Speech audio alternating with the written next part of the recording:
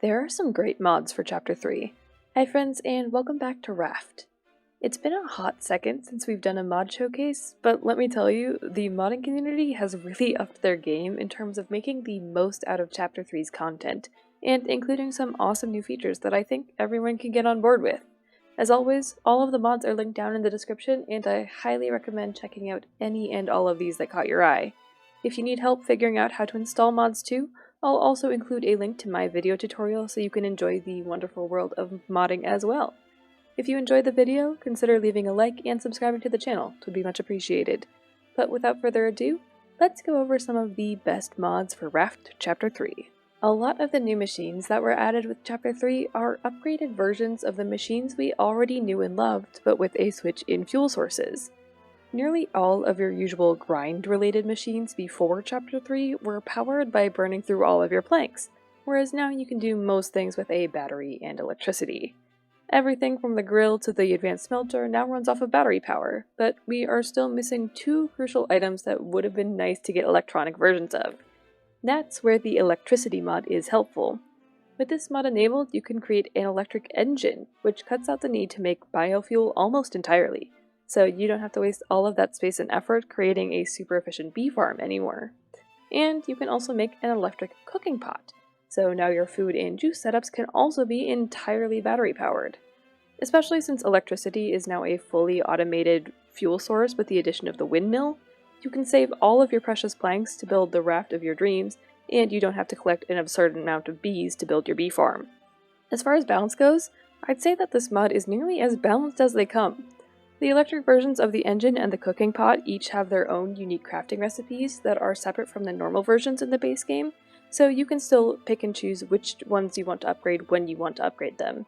And honestly, it's not that big of a stretch to have these items also be electric, given, like we said, that most of the new machines added were also just electronic versions of the machines we already had in the first place. So I think this mod is a great fit for anyone who's just looking to make everything fully electric. But if you wanted some extra help switching everything over to being fully electric so that you could lead a biofuelless life, I would highly recommend the Wired Batteries mod for you. This mod adds in 3 new items that will help with all of your electrical needs. The first is the battery station, which is basically like a mega battery that you can fill with all of your normal batteries to make a mega battery to power everything that you'd like to power. It can hold up to 16 either of normal or advanced batteries at a time, which is frankly just a lot of power storage. Next is the cable connector. This functions kinda like the zip lines do in the game, where you'll need to have 2 connectors placed down, or a battery station, or the other item that we'll get to in a little bit, but then you can just move all your power around your raft pretty easily. But to connect your battery tower to your machines, you'll need a cable battery, which looks like someone stuck a lantern inside of a wet brick and called it electricity. Be warned that these batteries don't hold any storage of their own, so you can't use them exclusively to power anything, and they do have to be connected to a battery tower. Also, before anyone asks, you can technically put the cable batteries in the battery slots for like the windmill or the battery charger, but it won't power them. So you'll still need a battery tower no matter what, and then you can have your battery charger method off to the side. So that way you can replenish all of the normal batteries in your tower, but you can't fully automate it by just connecting cable batteries to your pet charger thingy. You get what I'm saying.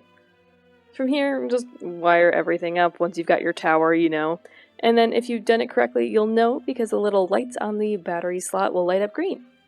All of these 3 items must be learned in the research table, and they are actually fairly expensive to craft.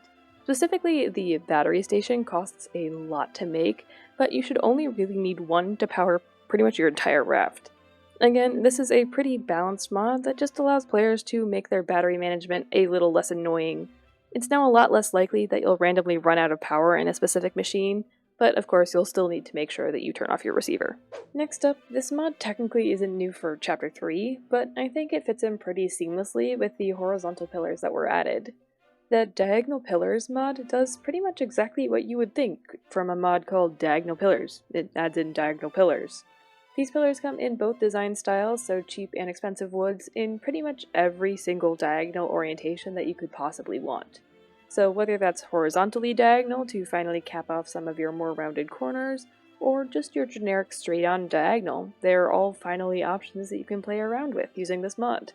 Just be warned that you'll also need to have the mod utils mod enabled to use this Diagonal Pillars mod, which is just a normal dependency mod that I would honestly recommend installing anyways if you want to mod Raft.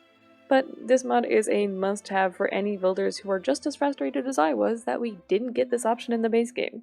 Also, on a building tangent, I would highly recommend checking out the Pipe Through Blocks mod if you're still the kind of person who wants to use biofuel after all of the electricity mods that we've gone through. This mod does, again, exactly what you would expect it to do from a mod called Pipe Through Blocks. It adds 3 variants of pipe-friendly blocks, specifically the solid wood full and half walls, along with the solid wood floor.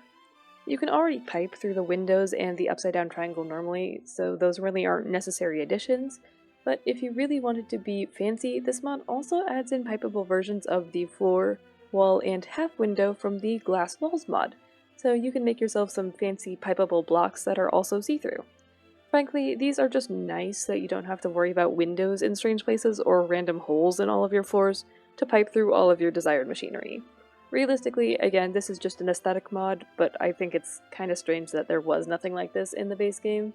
So this mod is just, it's nice. I don't know what else to tell you. But if you're more interested in changing the game balance for Chapter 3, I have 2 mods that would be perfect for you. One to make things harder, and the other to make things easier. Let's start with the harder Easy Death mod. So, when you die in easy mode in the base game, you don't lose any items or tool durability, whereas if you die in normal, you now lose 2/3 of your inventory and a good chunk of tool durability. This mod allows you to set a few parameters in combination with the Extra Settings API, which is another base mod that I would recommend installing if you choose to mod at all. Harder Easy Death basically allows you to choose how much of your inventory you'd like to lose and tool durability if you so choose. So it turns into a sliding difficulty between easy and normal depending on your personal preferences. That means you're not locked into either losing nothing or 2/3, you can just kind of pick and choose what you kind of think is right for you.